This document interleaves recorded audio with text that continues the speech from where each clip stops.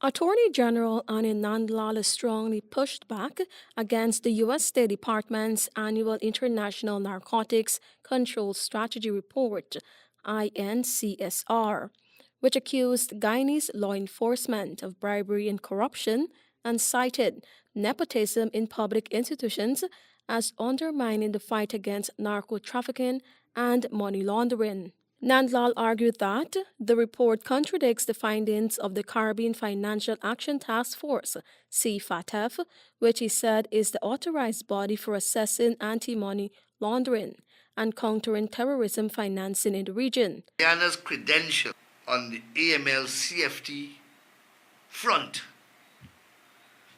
stands as good, rather better than most countries in the Caribbean.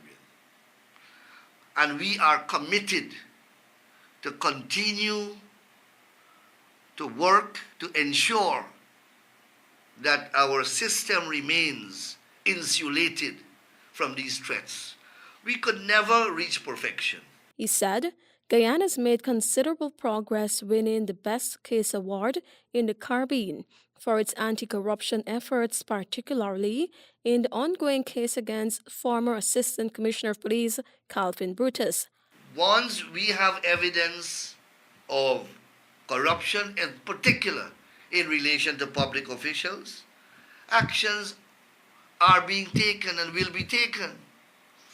And I cited the case of Calvin Brutus, and the assessors did a case study of Calvin Brutus' case.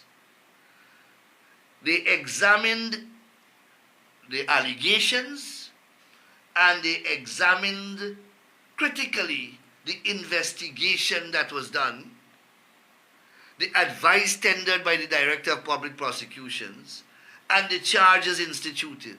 The AG also pointed out that while 298 money laundering charges have been filed under the current administration, convictions have been limited, with only one so far. However, he noted that in other cases, persons have been convicted of related crimes such as obtaining by false pretense.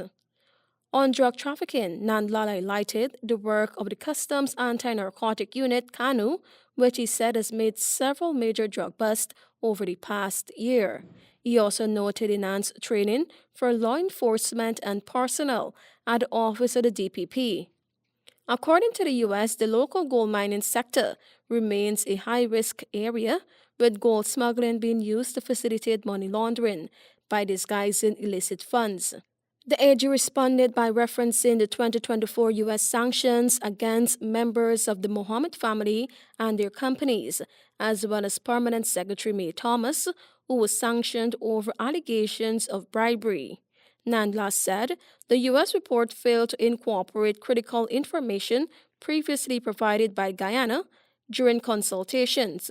He further criticized the U.S. for bypassing CFATF guidance and publishing a report he described as lacking factual support. Tiana Cole reporting for the HGP Night 3 News.